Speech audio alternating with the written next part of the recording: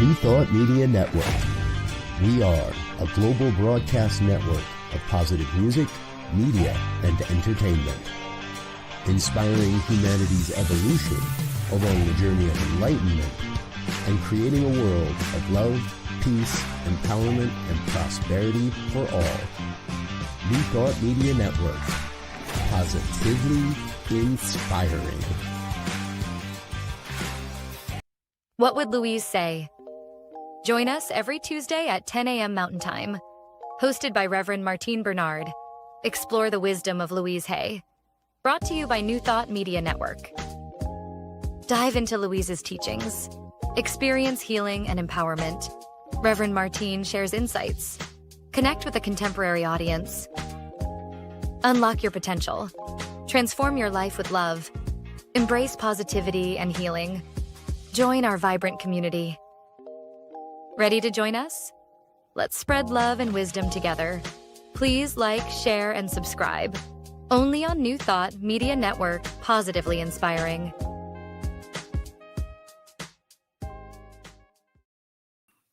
Well, hello, everybody. This is Rick Nichols. I'm the worldwide master teacher for Louise Hay's Heal Your Life philosophies and so forth. And we got a great program scheduled for you today. I'm going to be standing in for Reverend Martine Bernard as she's out in the world doing some wonderful work with other people. So she's asked for me to step in here for her, and I'm more than happy to do that. So thank you for joining us. And we have got a treat for you today. We have, we're coming to you actually live from two sides of the world. I am here at Lake Arrowhead, California, and we have a Heal Your Life teacher from Kuwait. So he's going to be live from Kuwait. But I would like for you to say hello to Captain Hartaj Gill. He is affectionately known as he's affectionately known beyond. Okay, let's do that. Hartaj Gill, as he's affectionately known beyond the maritime world. He's also known as Donny. Donny's a well-respected senior maritime professional with a career both at sea and ashore, spanning over 30 years of leading shipping and oil and gas companies. As a seasoned maritime leader, he's built a life around adventure, leadership, and growth. But there's another inspiring side of Donny. He is also a certified Heal Your Life teacher and coach, helping people navigate their own paths towards healing and happiness. As an expat in Kuwait, he also works with his family at their wellness center, the Healing Shelter in Ludhiana, Punjab, India. What makes Donny truly special is the way he blends wisdom, humor, and even music to help people grow, both personally and spiritually. He's trained with master trainers in the UK and in Singapore and has a deep passion for meditation, breathwork, yoga, and healing practices. His mission is simple yet powerful: to help others find peace, healing, and more joyful relationships. So let's give a big welcome to Donny, the Heal Your Life teacher. Welcome, Donny, and thank you for joining us. Thank you, Rick. Thank you so much. That was a wonderful introduction and an inspiring one for myself as well. Thank you so much. It is my honor to be here with you as always. And yes, you have been my mentor and my teacher, along with your dear wife, Patricia. So we have been around. I am delighted to be here, and thank you so much. Thank you for Yes, taking the time to join us. It's a very special thing. And Donny brings a unique flavor to New Age Louise Hay healing principles because of the juxtaposition of his life in a manly kind of a world, which is maritime, big hairy knuckle guys on ships doing hard work. And but he also has another side of him that, that brings us healing work. What brought you in to Heal Your Life, to Louise Hay's Heal Your Life philosophies, Donny? Well, very interestingly, Rick, I started actually my career at the age of 17, and I would say I am blessed and thankful. Life has been good, and it has been smooth sailing for me. Surely there have been tough times during my beginning of the career. At the age of 17, leaving home, I had never left home before, and I was kind of mama's boy, and and I moved out into this wild, wild world of sea. And that time, no communications were there. So yeah, sailed for about 17 years, grew up through the ranks with oil and gas tanker companies, and there came an opportunity, and I started seeing, when you're standing out on that wide ocean, you tend to get a little spiritual. Tend to connect with nature, and somewhere I knew I had this in me, the spiritual side to the whole the tough guy facade that I had carried, and I needed to carry at that time. And so to get into the Heal Your Life work and to answer your question directly is the key person would be my mom, because she herself is a Heal Your Life certified life coach and a teacher trainer as well. And I watched her use Louise's work very, very powerfully in her life. And she went through tough times in her life when we went away. For her, it was all the children leaving home, and for her nurturing issues, and she landed up with breast cancer and a few other things that she ended up attracting. And Louise's work got her out of this, saw her through. So I became very intrigued, coming for a very strong corporate background, very logical mind thinking. I got very curious to see what this was, and that's how I started getting into Louise's work and breath work, and understanding that there is more to life, and life is actually happening for us and not to us. And that's how I got introduced to Louise's work. I have been watching that whole program unfold over many years, and of course, I've had a blessed opportunity to work with you on occasion, and I really love the way you bring the music into the trainings, and your own special kind of humor. Is there a specific song that you like to bring into the trainings to bring some uplift or humor or something special to the participants? Yeah, music has been very close to me, and yeah, I do love singing, and I do love listening to it, and that was my go-to happy place. And we all need one go-to happy place, and music has always been my go-to happy place. So yeah, we in my sessions and stuff, I do tend to, and I do listen to a lot of Indian music and English music, and there are a few which I generally bring to light, and most of them are like heart connecting songs.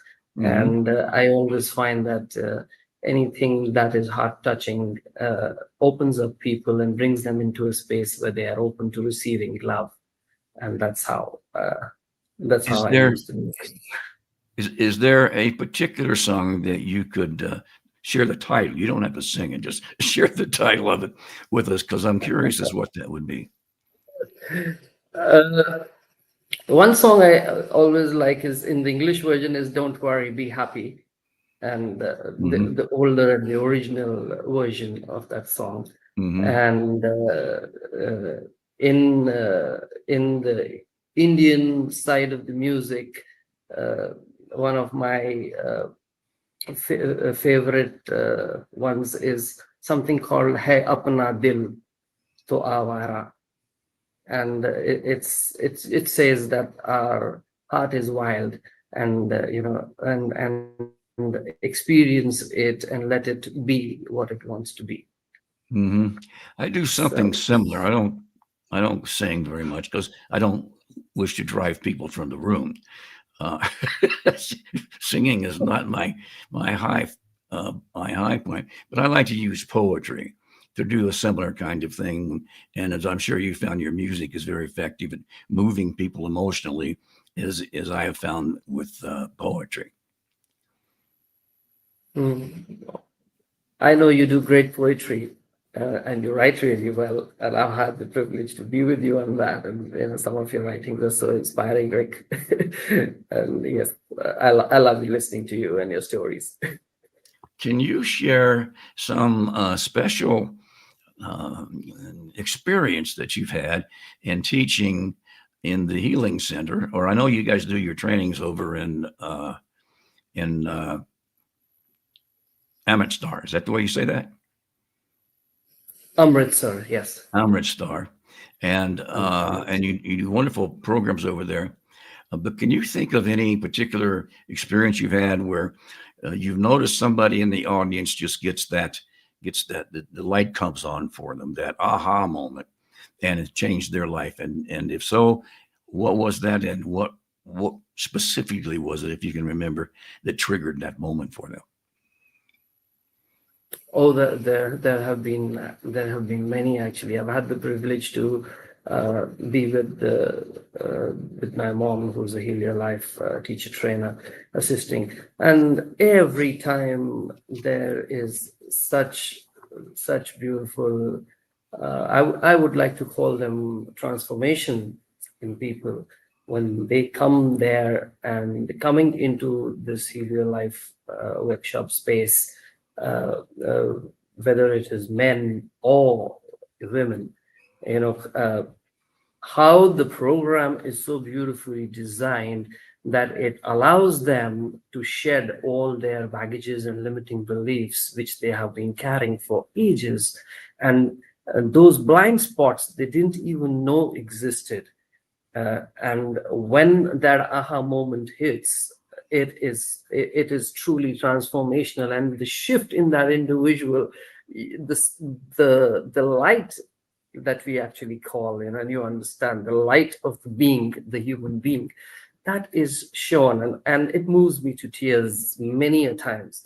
And it is, I've had some really powerful experiences with people who are in their 30s, with people who have come in their 60s, and also the people who have come from a strong corporate background. And the work is just amazing how it works on everybody.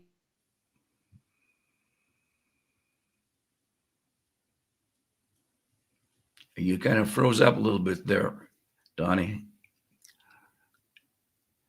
Okay, so what Donny's explaining here is how transformative the work is. And anybody working with that will discover that it is almost a magical formula. I call it alchemical. And when you have a formula, an alchemical formula, and you put all the ingredients into that formula in the proper sequence, in the proper amount, and in the proper order, if it isn't truly an alchemical formula, it will work. And this program never, ever fails to work as long as you're following the sequence properly. And that's what Donny was explaining.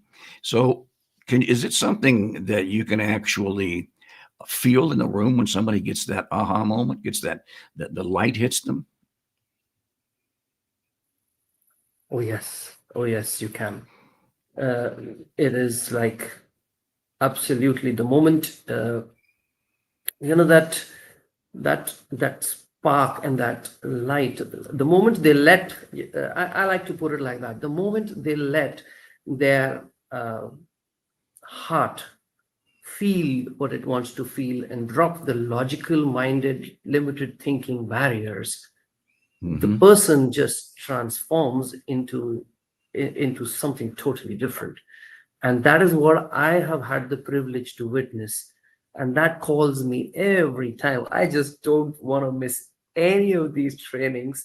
And whether I have to take leave by hook or crook, I try and be there, because it is such a learning for me myself and such a humbling experience when human beings take control of their life. And while I'm saying they take control of their life, I have seen that it's not just meant for people who are having some breakdowns in their lives. It's not, I went into this work with no problems at all in my life. I used to think my life is going as merry as it can be, and everything is working so beautifully for me. Life is good. I'm having fun. I don't need something like this. This is only meant for people who come with problems and baggages. But no, I was mistaken, and I admit that. Yeah. Because this moved me to a different level of being. Wherever I was, I am something totally different. The things I would not see, I see so easily now. The things that would probably make me upset, and I would say it's okay to be upset and it's okay to be angry. I know now that there is a better way to look at things. There is always the other side to it, and you can easily drop the resentment, guilt, irritation, and people triggering you. All those kind of things which my workspace in a corporate side are very common. Everything is about competing with people. Everything is about, you got to better your performance. You got to better where you are. And somewhere it leaves you in a space that maybe you're not good enough yet. And Louise's work and Louise's things taught me that you are perfect, whole, and complete, exactly the way you are. Yeah, And I that have. was huge for me. It's with each program you teach, whether it be a 2-day or a 1-day, or most especially the 7-day training. The thing about the old adage that what you teach, you learn. And so with each workshop, I've discovered that I learn as much from the participants in the training as I've learned from anything else. And they will teach you by example what transformation looks like. It looks like, I can remember one, Patricia and I were doing a program, and there was a woman, people were laying on the floors, kind of lay on the floor meditation, breathing exercise. And all of a sudden, in the middle of this, one woman just sat up and she said, "My God, I didn't know. I just didn't know. I didn't know. I can't believe it. I didn't know." And she had discovered who she was. She had been thinking that she was all the things that everybody had told her she has been over the years. And the mistakes that she made coming to the world through that artificial persona, as this is who you are. And in this meditation, boom, it hit her. Here's who you are. You are beautiful, you are light, and you are everything you thought you wasn't. And that is the power of this workshop to come through for people. Okay, so Louise, oh, by the way, I want to point out that, of course, the title of this program is What Would Louise Say? And unless you're not aware of it, I want to show you something here, if I can get it. Louise has, I think it's backwards there, but Louise has a couple of books out that say Letters to Louise, where people have written into Louise and asked questions about what would she say about this? What would she say about this breast cancer that I've been diagnosed with? What would she say about my divorce? And so I would recommend that you get a hold of a copy of that book to dig a little deeper in the question, what would Louise say? She was a very wise, still is a very wise, connected person. Donny, you use affirmations in the workshops? Yes, I do.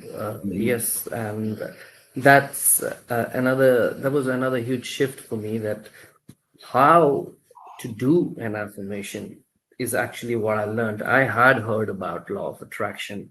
I had heard about, positive thinking. I had heard a number of things like that. And I would say, all right, I am positive. But an affirmation, the way Louise has put it forward and how to do an affirmation was huge for me. And yes, without affirmations, I think, we have so many thoughts in the day.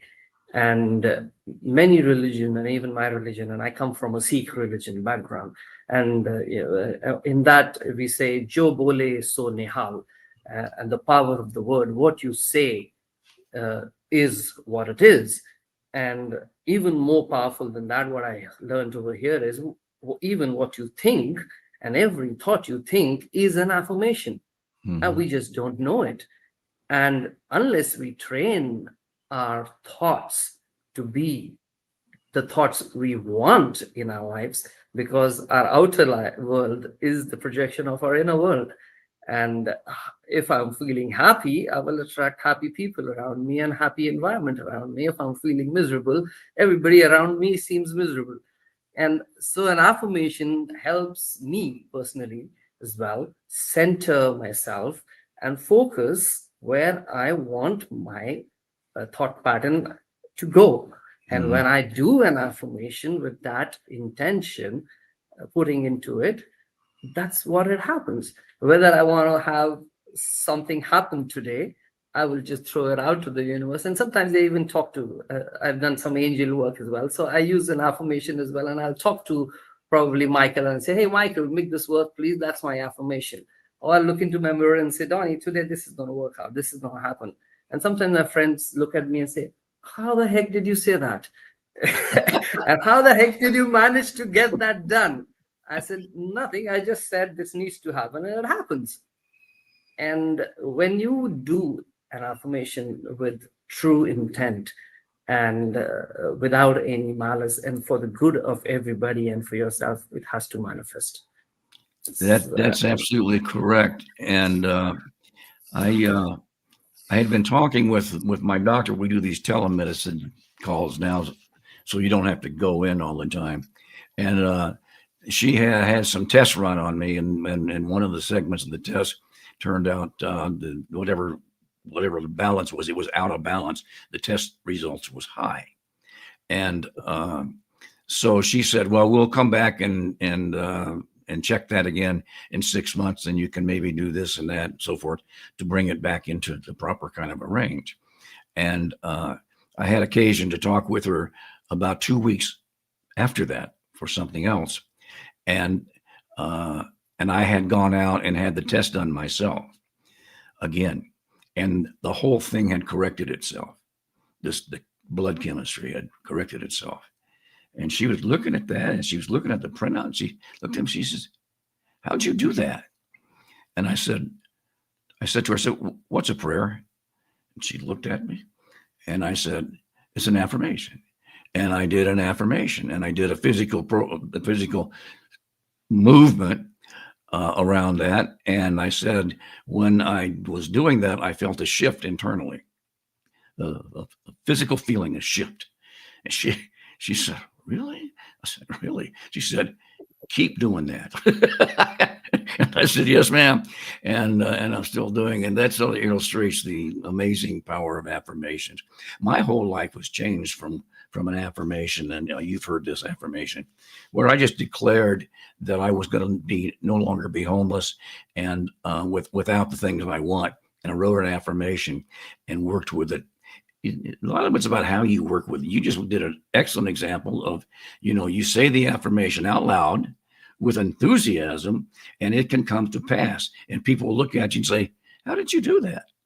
And if they're willing to listen, then they'll be willing to listen. But if they're not, they won't. So you try to explain it to them as best you can. And hopefully they'll get the message. So what is next for you in this path of healing? Oh, well, you know my background, Rick, and for the viewers as well. I am currently full-time employed with an oil and gas company here, and it involves a lot of my time, but my passion lies in taking this work forward and making it reach to as many as people as possible. So as a vision and a mission, I want to bring it to the shipping world where I am working, and bring it down to more men to be able to relate to this particular work. Because we as men, and I remember we were chatting earlier, we as men have been taught just to be tough, and and somewhere we tend to forget the empathetic side of us, the feeling side of us, because we feel feelings, and to show feelings means equal to weakness. Mm-hmm. And many of us don't share our vulnerability. We shy away from that because we think still that it's the primitive world, and if we show our vulnerability, somebody will take advantage of us and walk all over us. Mm-hmm. And that to me is a limiting belief. If we believe that, so shall it. Well, that's what's going to happen. Mm-hmm. But when you know that it's a yes universe, when you are operating from a space of love, which heals everything, and that's what I learned in this work, then sky is the limit. because unless you feel what you feel, and unless you be who you truly are deep down within, with your self-expression, what's the purpose of being here? You're always competing and trying to be somebody else. And that's what I realized, that you don't have to be somebody else. You be you, because there is only you and only one you. And do you really want to find that one you? Well, then I'm here to help. So that's something. That is the perfect way to point that out, because men, I think, are hardwired. Their brains are hardwired to throw up a defense, always a defense. Don't show any vulnerabilities, because from the caveman days, and as a caveman would show vulnerabilities, that leaves him open to attack from the caveman down the road here.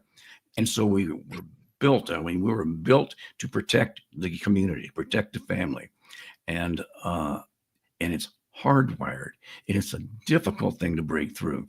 That's why we've been having trouble attracting a whole lot of men to our programs.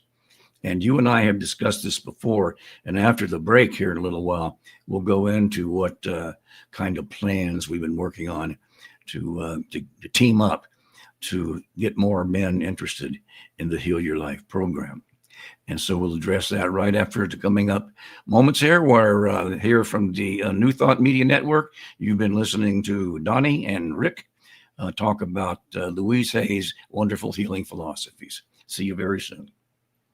Please help us say thank you to our organizational sponsors, including the Hefferland Foundation, Affiliated New Thought Network, International New Thought Alliance, Science of Mind Archives and Library Foundation, Center for Spiritual Living Denver, Center for Spiritual Living Midtown, New Thought Philadelphia, Planned Happiness Institute, Summit Center for Spiritual Living, One Heart Retreats, Center for Spiritual Living on the Lake, Unity Kitchener, Unity Spiritual Center Ottawa, Om Center for Spiritual Living, Satya Center, Begin Within Ministries, Center for Spiritual Living North Jersey, Unity of Savannah, and the Center for Spiritual Living Seattle,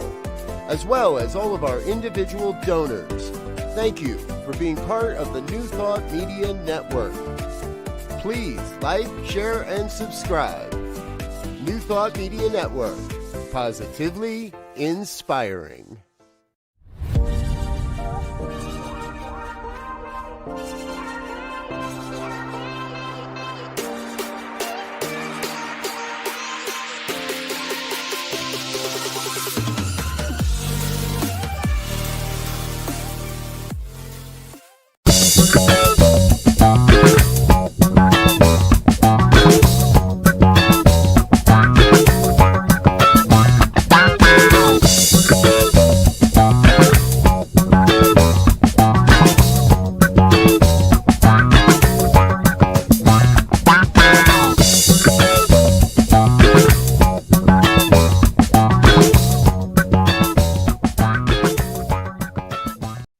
What Would Louise Say?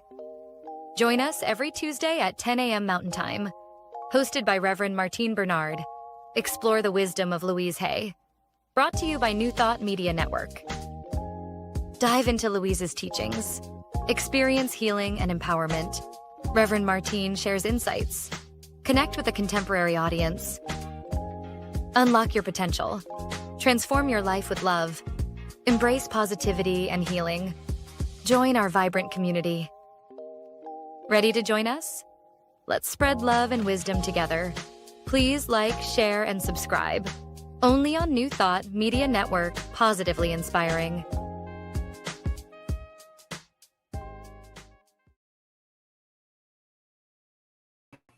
Bum, bum, bum, bum, bum. I was listening to that music during the break there, and it was just inspiring all kinds of crazy things going on in my head, like, I am good enough. I am smart enough. I am bright enough. I am strong enough. I am man enough. And I am good enough to do anything in the world I think I can do. And that music just had my whole energetic body bouncing around inside my chest here.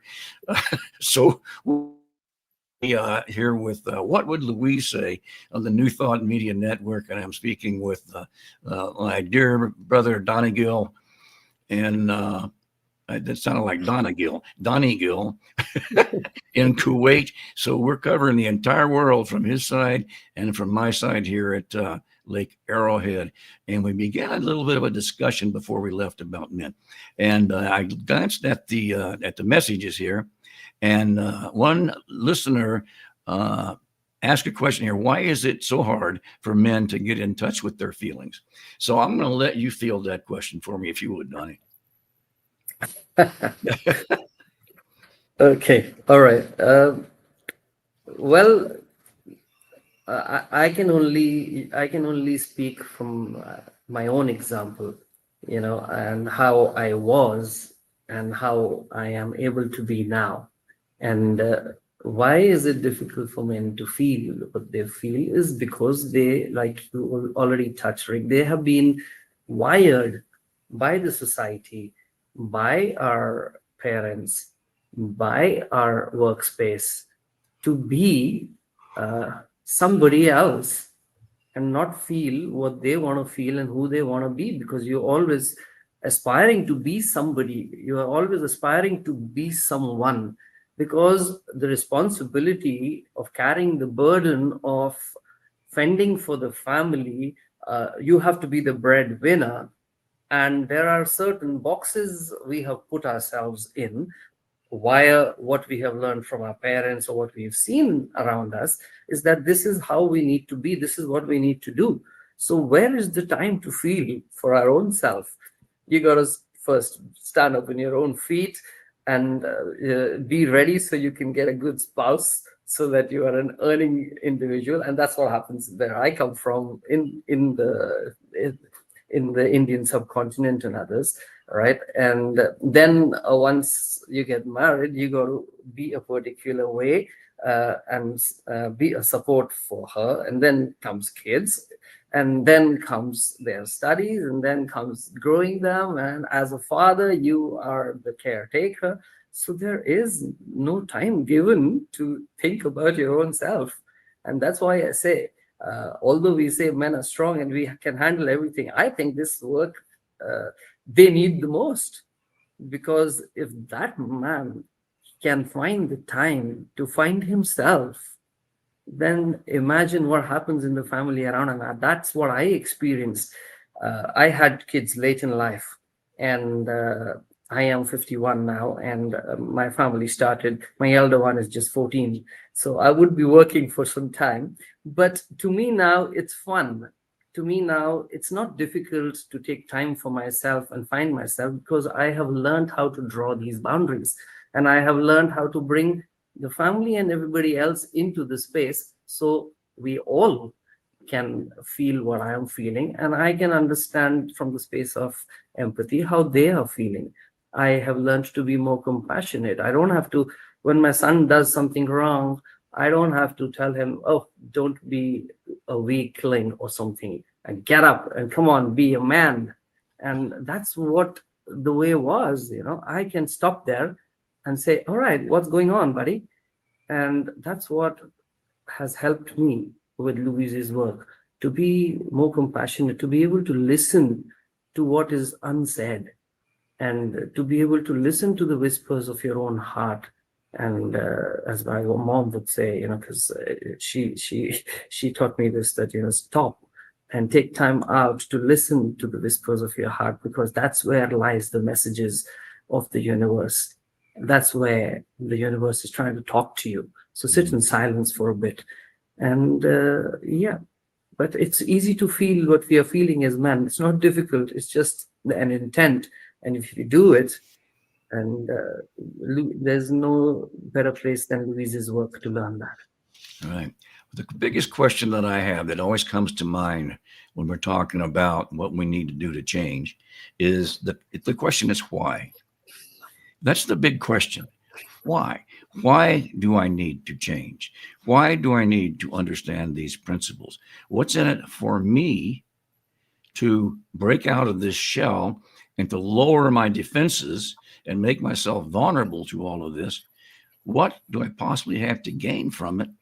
And what do I have to lose if I do relax my guard and my defenses and open myself to the world to be uniquely me? I had a stepfather for a long time, wasn't the nicest person you'd ever want to run into. And he was always talking about me being a man and this and that. Well, I'm just 10, 12 years old. And his example of a man wasn't something I would aspire to model, tell you the truth, nor his friends. So I asked him one day, I said, Tom, what is a man? You tell me I need to be a man. What is that? He says, well, you know you're a man when you grow some hair on your belly. How inspiring is that? Grow hair on my belly? What? And somehow I just got to thinking that can't be all there is to it. And that's why I've eventually found this work and discovered what a man is you're a man. You are brave enough to stand out there and say to your children, a softer way of being, dropping your defenses and trying to defend yourself and explain to them what it is to be a man or a woman. Although you have 2 boys. And it is to lead love. So why would you do that? Why would you want to drop all your defenses and make yourself vulnerable? Because the world needs you to do that. We have enough defense and combat and fighting going on in the world right now. There is no reason for any more of it. And the way that we do that as men is we drop our defenses. We quit defending ourselves. And when you find out, when you try that and you do it and you don't offer a defense right away when somebody blames you for something or accuses you of something that's just a thought in their head, and you don't defend it, you go home and you just walk away or say, okay, whatever. And you don't take it to heart. Then you begin to discover that the world is a much steadier place. And when you stop defending, it takes the chop out of the water. As a sailor, you know what chop in the water is like. It's not fun. So when you do that, and we have to do it like one affirmation at a time. And you talked earlier about, affirmations and self-talk. So what's the real value of an affirmation? It's a way to quickly shift your self-talk, telling yourself that you're not good enough, telling yourself, well, that was a dumb thing to do, Rick. What do you do something like that for? And you come back and you say that I'm always doing the right thing. And you keep the idea of affirmative thought in your mind, and it will change your life dramatically.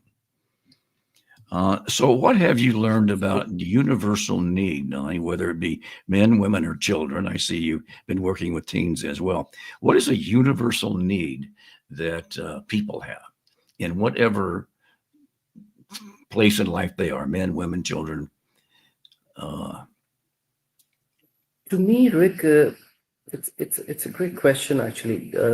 And just this morning, I was sitting in silence, and something came to me, and I was talking to my son. I was driving him to school early in the morning, and the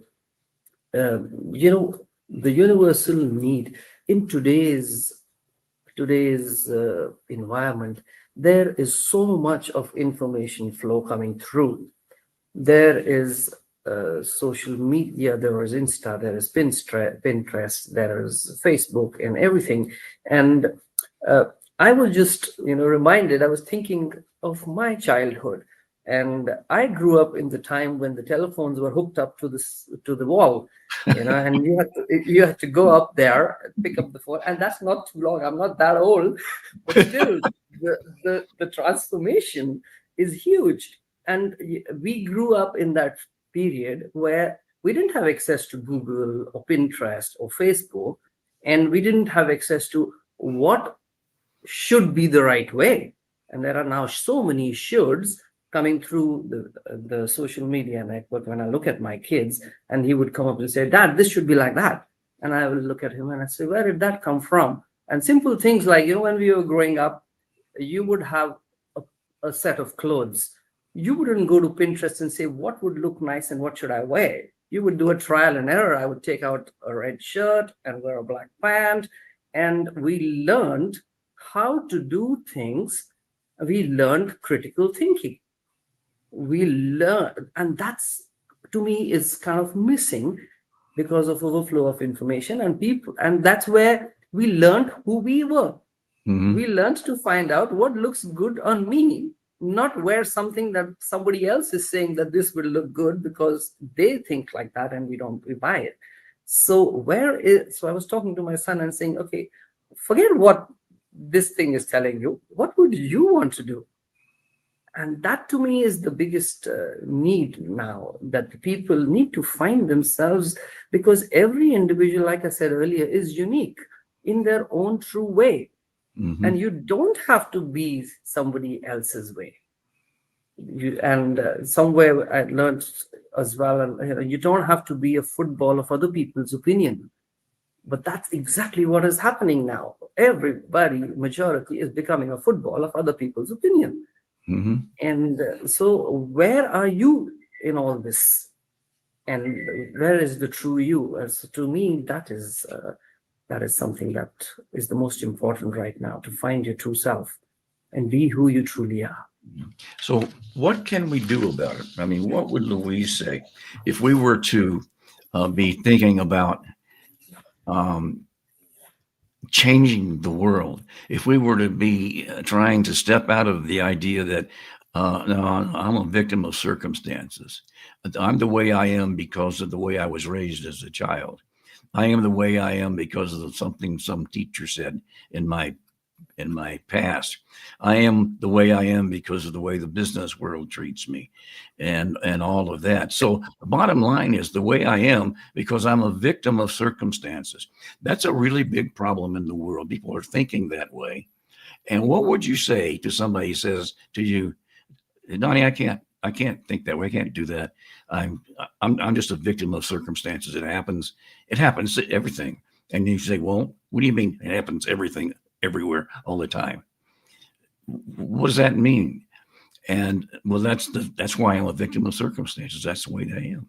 What would you say to them? I would say, come do the I would say, come do the 2-day workshop at least, and you will find yourself. Because in the 2-day workshop, this is exactly what happens, and all us teachers are trained to lead this 2-day workshop, and you people come there, you go through your early years of your life.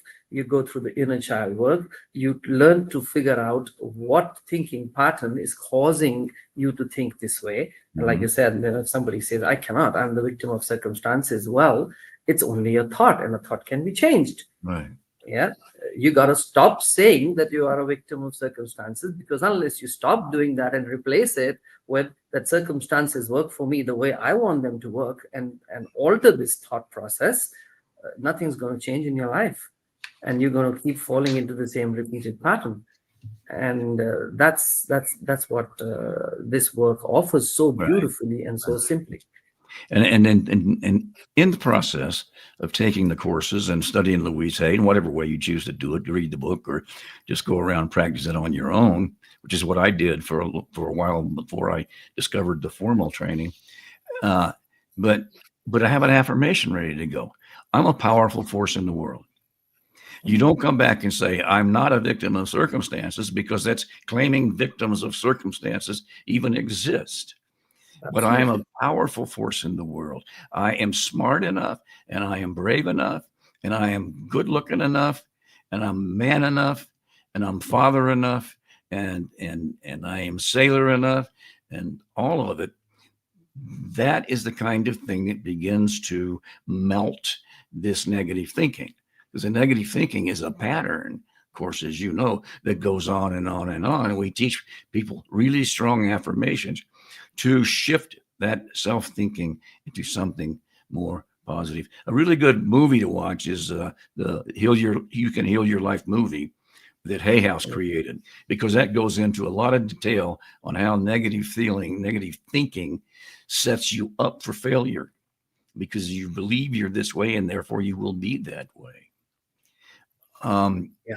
I want to ask about your work with teens, because that is really, really important because nobody in the schools teach this kind of stuff. And if you can get teens and even preteens into some training about, what it is that they can do to shift their thinking away from what the parents and the churches and the businesses and so forth. So shame on you. You're a bad girl. You're a terrible boy. You shouldn't be acting this way, and on and on and on. The negative messages that we get from the world around us, recognizing that people that deliver these messages to us don't intend to do us harm. Basically, what they're telling you is what they feel they are. That I'm a bad girl, or I'm a bad boy, or I'm clumsy, or I'm stupid, or whatever. They're telling you their own beliefs about themselves. Has absolutely nothing to do with you. So when you work with teens, how do you sort of negate those kind of negative feelings that these kids have? Because that's the future of the world right there. We don't wind up with the kind of people leading the world in the future like we have now, if they can be caught during their early years and be transformed. And I mean the word transform, truly transformed into believing that they don't need to defend themselves from those kind of negative thoughts. They just need to think more positive thoughts. So when you're working with teens, how's that come out? Absolutely. And this is such a beautiful topic that you brought out, because this is something, other than bringing it to the shipping world, this is where I have started to focus now. And my son is a teenager. He's a 14-year-old, and he's just stepped into his teens, and he acts like a 16-year-old. And today the kids are tending to lose their childhood earlier than what is required, because of the social media influences, and because of the facts that they have to be a certain way, which they believe, and again coming to the belief pattern. And when I work with my son very subtly, and teens are a different element, and we know that, and they today, with this social media access, anything I tell him, he first goes and Googles and says, so I said, so what did Google Guru tell you? Is he telling you something more than what I am trying to tell you? So it's with them, what I notice is you cannot tell them. You got to walk the talk. You got to show them. That's it. You got to be a particular way. And I am happy to say that I am able to walk the talk with him in the house and in the surroundings. And that's what I would say. When you're working with teens, I would also want to work with their parents, because in their environment, the teen is growing, and that's the future. Mm-hmm. But the teen obviously needs a lot of love and compassion now, and they need to be able to learn how to share their emotions, because very quickly they go into a shell now, because people in the house don't have time. Both parents tend to be working. There is no me time with the family. And now I see that, I tend to push my son, make friends, go physical, go play, go out. Don't be in the media world, because that's where they go into their own shell of having an environment that they don't know. So unless you experiment, I tell them, unless you experiment, unless you fall, unless you see the different biases that are available, how will you make a judgment? And you don't just buy what somebody says, you go try. Mm-hmm. And you go try. And that's what I bring out to the people I work with. And I coached one individual who's out of the Middle East, not in Kuwait, outside. And it was such a beautiful experience working with him, coaching him one-on-one, helping him find what his purpose was, because they are getting lost with this bombarding of the whole information that comes through. They are very quickly getting into how their parents want them to be or how their neighbor wants them to be.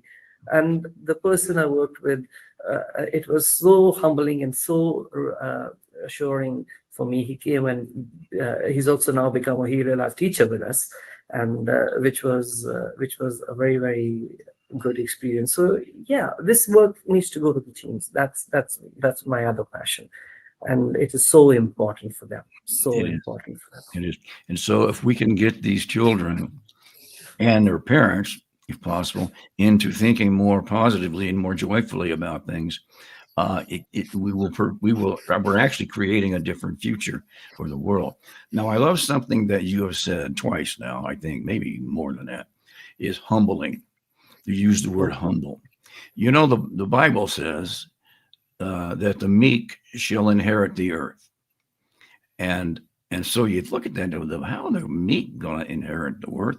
The earth? It seems to me like the bullies are running the whole thing right now, and they're gaining ground. How will me being meek possibly correct any of that?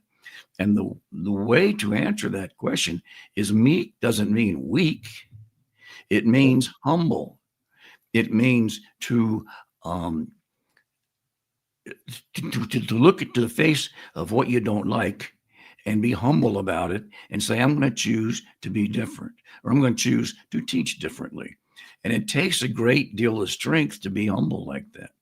So as we go, you and I go forward and begin to teach men specifically, that's something that we're going to need to have to leverage off of, teaching men how to be humble, that being weak is not, or being meek is not weak. It's not you're a doormat for anybody. It's humbly saying, well, let's look at another way to do this, or another way to think about this thing, put ourselves into it. And that's, yeah. And so absolutely. Yes. I just got, I just jumped in. I got reminded on the same point. I have been consciously working with my son, and the other day he loves playing basketball, right? And he was in the basketball game, and there was another individual within the game who was not that good. And while they were playing basketball, another bigger guy came and jerked him, and the guy fell.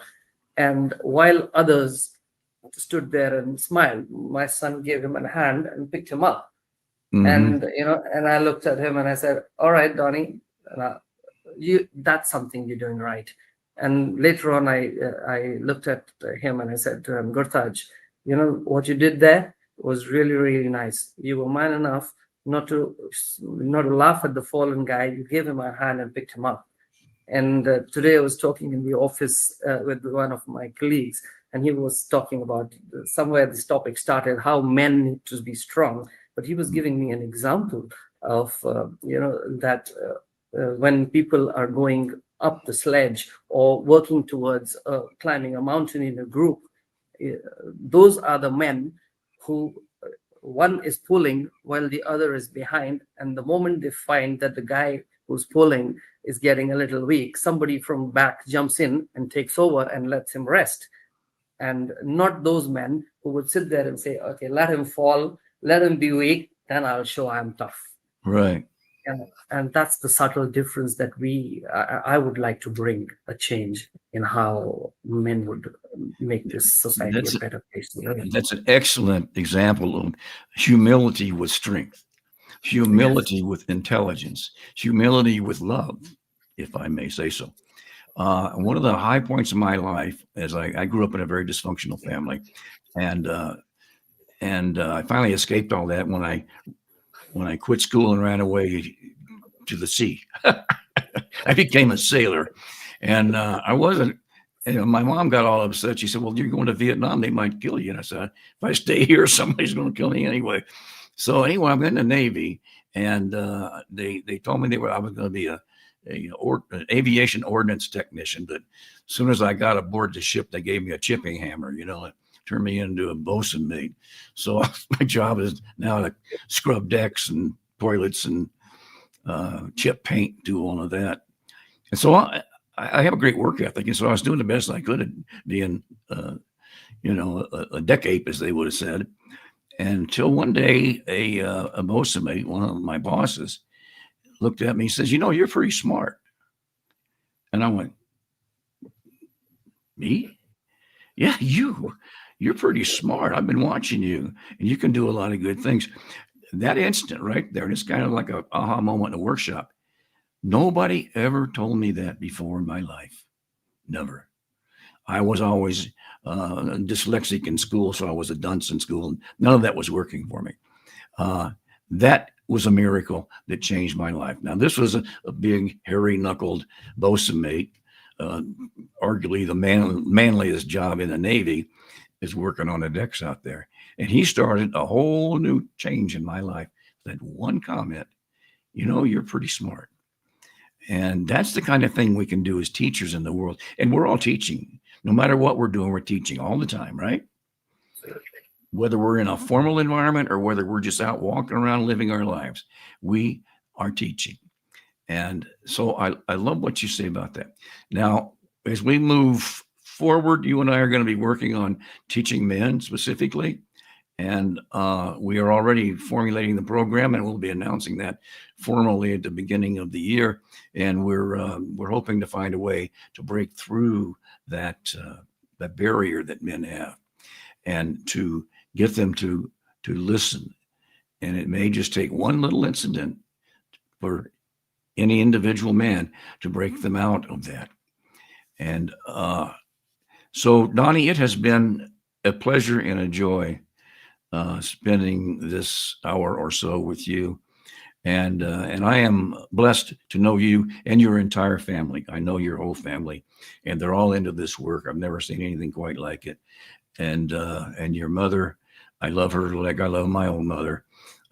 She has been a great teacher to me in her own way as well, and you as well. So it is a pleasure to have spent this time with you, and perhaps we can do it again sometime. What do you think? Absolutely. It's been a pleasure for me as well, like Rick, and I dearly respect you and Patricia, and both of you are such beautiful people. I've had the pleasure to visit your home as well, which is truly beautiful. And it's been a pleasure being here, and thank you so much. And it is a beautiful world if we choose to look at it from the eyes which have been beautifully given to us by the divine. If the Creator has given us things to create, then let's create. Look He at created it. us. He created. Donny's wife, by the way, is known as Giggles, if that tells you something. She's a wonderful, wonderful mother as well. And the people just joyfully call her Giggles. So give her a hug for me when you see her. And those boys, I know the boys as well. Blessed to have your whole her family. in my life as well. Okay. I would say Thank you. Namaste.